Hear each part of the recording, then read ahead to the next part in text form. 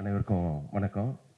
இது ரொம்ப எனக்கே ஒரு பதட்டமாக, ரொம்ப அற்புதமான தோழர்களோட களத்தில் இறங்கி ரொம்ப நீண்ட நெடிய பயணம் செஞ்சவங்க, ரொம்ப தீவிரமாக தங்களுடைய வாழ்க்கையை அர்ப்பணித்தவங்க, அவங்கெல்லாம் வந்து இங்கே பேசின்னு இருக்காங்க. அவங்களோட சினிமா, நான் ஒரு ஒரு எழுத்தாளனா, ஒரு சினிமா பார்வையாளனா இந்த படத்தை பார்த்துட்டு இன்டர்வல் வரும்போதே நான் அற்புதம்னு ஒரு வார்த்தை இயக்குனருக்கு எழுதிட்டேன்.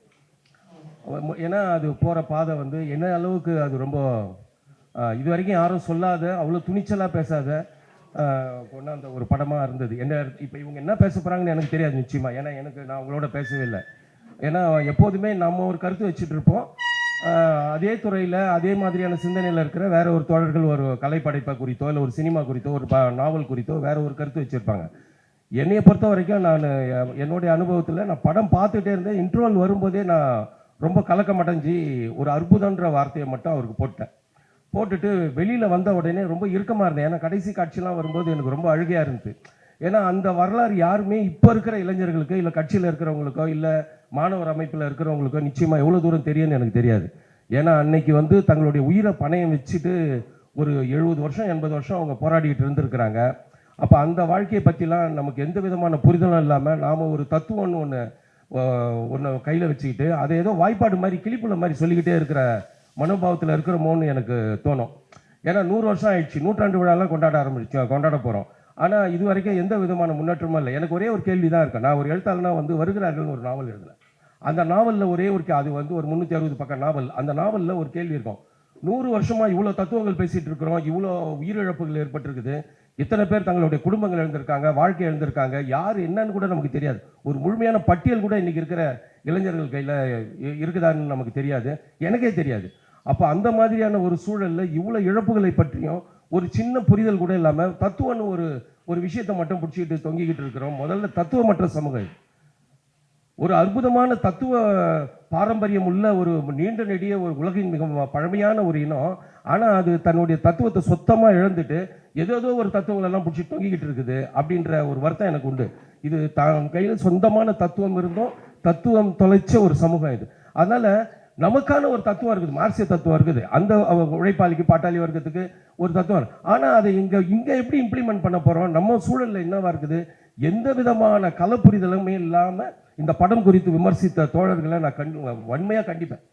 நான் வந்து எனக்கு ரொம்ப வருத்தமாக இருந்தது. ஏன்னா திடீர்னு வந்து ஒரு சின்ன பகடி வார்த்தையால் வந்து இந்த படத்தை நிச்சயமாக கடந்து போக முடியாது.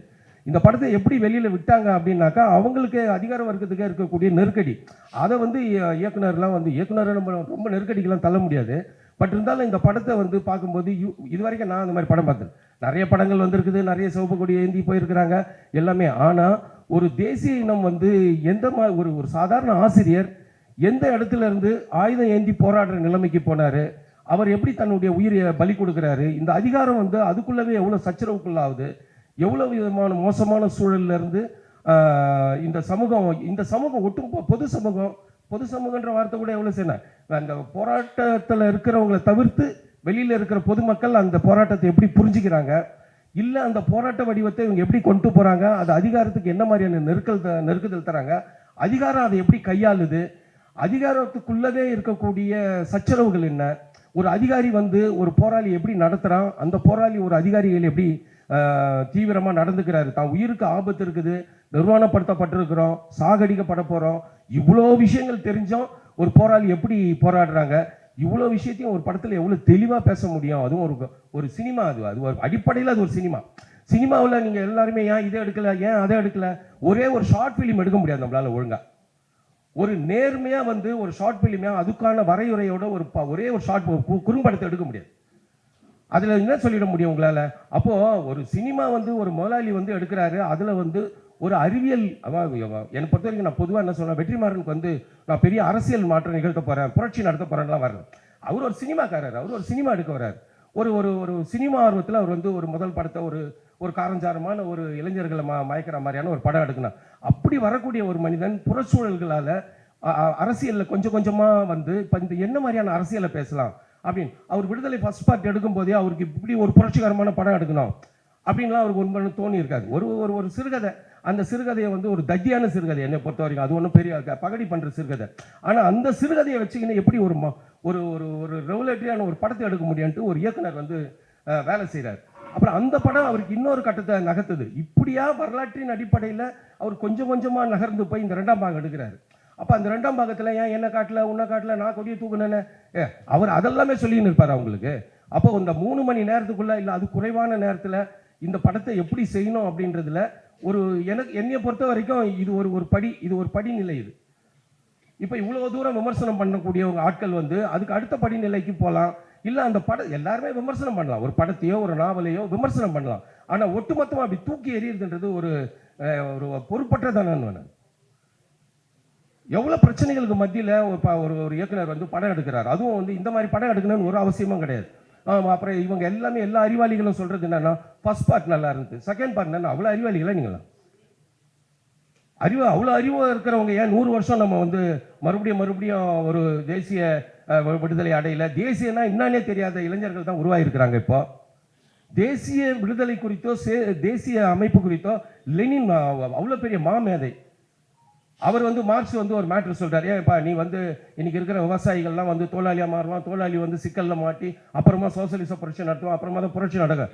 ஆனால் ஒரு விவசாய நாட்டில் அதை ஒரு தன் வாழ்நாளிலே சாட்சி காட்டுறாரு. அப்போ அவ்வளோ பெரிய அறிவாளிக்கே வந்து தேசிய இனம் குறித்த புரிதலில் ஒரு 4-5 முறை மாற்று கருத்து வச்சுட்டு இருக்கிறார். அப்போ அவ்வளோ அந்த ஆய்வுக்குட்படுத்தி அவங்க அந்த நிலைமைக்கு படிநிலைமைக்கு வராங்க. அடிப்படையில் நமக்கு முன்னாடி ஒரு 30 வருஷத்துக்கு முன்னாடி 40 வருஷத்துக்கு முன்னாடி ரொம்ப தீவிரமாக ஆயுதமேந்தி இந்த களத்தில் போராடின ஒரு தோழர்களை பற்றி நமக்கு ஒன்றுமே தெரியாது, ஒரு சின்ன கருத்து கூட தெரியாது. ஒரு வெண்மணி பிரச்சனை நடக்குது, அந்த பிரச்சனையை வந்து இப்போ புரிஞ்சுக்கிறவங்க எத்தனை பேர் இருக்காங்க? ஒரு 42 பேர் 44 பேர் கருகி செத்து போகிறாங்க. அன்னைக்கு என்ன மாதிரி நிலைமை இருந்தது, அதுக்கு பதிலுக்கு வந்து எப்படி கொந்தளிச்சிருப்பாங்க, அதுக்கு பழி வாங்குறதுக்காக எப்படி துடிச்சிருப்பாங்க, தான் உயிரியே பணையை வச்சு தான் அந்த மாதிரி வேலையெல்லாம் இறங்க முடியும். இப்போ இந்த மாதிரியான தோழர்கள் இப்போ தமிழரசனை பற்றிலாம் எனக்குலாம் ஒன்றுமே தெரியாது. ஒரு படத்தில் ஒர்க் பண்ண போனேன். அப்போ அங்கே பார்த்தா திரும்ப பேசிகிட்டே இருப்பாங்க. தோழர் வந்து ஒரு முறை ஏதோ ஒரு பேச வரும்போது தமிழரசன் அடிக்கடி சொல்கிறாங்க. சரி என்ன அது தமிழரசன் எல்லாருமே சொல்கிறாங்க, யார் கையில் கேட்டாலும் ஒரு சரியான தகவலே இல்லை. ஒரு எழுதுறவனா நான் தேடி போய் கேட்பேன், கூடவே பயணிச்சவங்க இந்த மாதிரி நிறையா யாருக்குமே எதுவுமே தெரிலன்றாங்க. அந்த அளவுக்கு இறுக்கமான ஒரு சமூகம், அந்த அளவுக்கு மூடி மறைக்கப்பட்ட வரலாற்றுகளை நான் ஒரு படம் எடுக்கிறார். அவர் சொல்லிடுறாரு, முன்னாடியே ஒரு போய் சொல்றாரு, இது வந்து வரலாறு கிடையாது, இது வந்து ஒரு புனைவு, வரலாற்றின் மீதான புனைவு. என்னை பொறுத்த வரைக்கும் அது வரலாறு கிடையாது தான். ஆனால் அது வரலாற்றின் மீதான ஒரு புனைவை வந்து எவ்வளோ தூரம் ஒரு சினிமாவில் செய்ய முடியும் அப்படின்னு ஒரு இயக்குனராக, ஒரு கலைஞராக, ஒரு சமூகத்தின் மீது அக்கறை உள்ளவராக கடந்த காலத்தை பற்றி எவ்வளோ தூரம் அதை திரட்ட முடியும், எவ்வளோ தூரம் அதை படிமங்களாக மாற்ற முடியும், எவ்வளோ தூரம் அதை காட்சியாக மாற்ற முடியும்.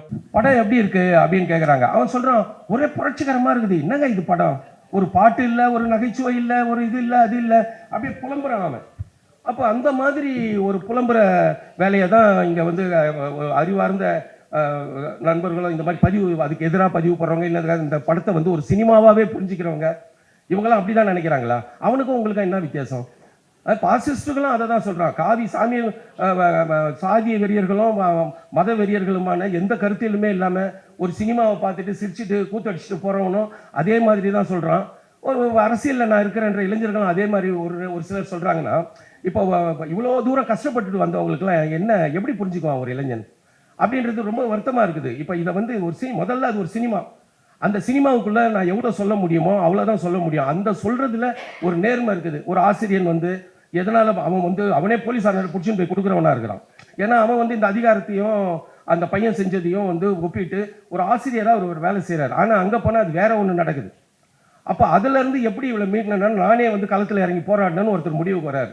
கடைசியாக வந்து அவர் அவ்வளோ தூரம் போராடி எல்லா வேலைகளும் பண்ணி இதுக்கப்புறமா சரி ரொம்ப பிரச்சனை ஆகிடும் போல இது, நான் வெள்ளக்கோடி ஏந்தி வர்றாரு. அப்போ அங்கேயும் வந்து அவங்களுக்குள்ள ஒரு பெரிய அதிகார வர்க்கத்துக்குள்ளேயும் ஒரு ட்ராஜடி நடக்குது. இவ்வளவோ நடக்கிறது எந்த காலகாலமாக நடந்துகிட்டு தான் இருக்குது. அதை வேற படிமங்களில் வேற ஒரு புனைவுகளில் அது வரலாற்றின் மீதான புனைவு. அந்த புனைவெல்லாம் ஒரு இயக்குனர் சொல்கிறாருன்னா நீங்கள் வந்து அதை எப்படி சொல்லக்கூடாது, அது விமர்சனம் வைக்கலாம். அது இப்படி சொல்லு அப்படி சொல்லுன்ற அளவுக்கு நமக்கு ஒன்றும் பெரிய அறிவு கிடையாது. வெற்றிமாறன் வந்து இந்த அளவுக்கு எடுத்துருக்கிறாருன்னா நான் அவரை நிச்சயமாக பாராட்ட தான் செய்வேன். இப்போ தோழர்கள் எப்படி பேசுவாங்கன்னு எனக்கு தெரியாது. பட் என் கருத்து இது, நான் ஒரு நாவல் ஆசிரியனா, ஒரு சினிமாவை பார்க்குறவனா, ஒரு சினிமாவை ஓரளவுக்கு உள்ளே இருந்து அறிஞ்சவனா, எவ்வளோ தூரம் போகும் அந்த படத்தை எப்படி வெளியே விட்டாங்கன்றதே ஒரு ஆச்சரியம் தான். ஏன்னா அவர் வந்து ஒரு மெயின் ஸ்ட்ரீமில் ஒரு நல்ல பிரபலமான ஒரு இயக்குனர், அதை வந்து தடை பண்ணால் அது மேலும் பல்கி பெருகிடும் ஆதரவால். அப்போ அதனால் ஒரு வேலை வெளியிட்டு இருக்கலாம். இவ்வளோ சச்சரவுகளுக்கு மத்தியில் அதில் நிறைய பிரச்சனை இருக்குது படத்தில் வந்து விமர்சனம் பண்ணுறதுக்கு. ஆனால் இவங்க சொல்கிற மாதிரியான பிரச்சனைகள்லாம் அதில் இருக்கிறதா எனக்கு தெரியல. அது ஒரு அற்புதமான படம்.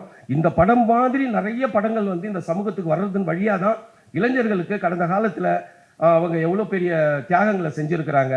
இது ஒரு வர்க்க போராட்டம் இல்லை தேசிய இன விடுதலை போராட்டத்தை எப்படிலாம் முன்னெடுத்திருக்கிறாங்க, அதுக்கு எவ்வளோ களப்பலியாக இருக்குது, எவ்வளோ உயிர்கள் இழப்பு இருந்திருக்குது, அதிகாரம் எப்படிலாம் இருந்திருக்குது. இந்த மாதிரி சின்ன சின்ன விஷயங்களாவது சினிமாக்கள் வழியாக சொல்கிறதுக்கு இந்த மாதிரியான படங்கள் மிக அவசியம் நான் கருதுகிறேன். நான் உண்மையாகவே விடுதலை 2 வந்து ஒரு அற்புதமான படம்னு சொல்லுவேன். நன்றி.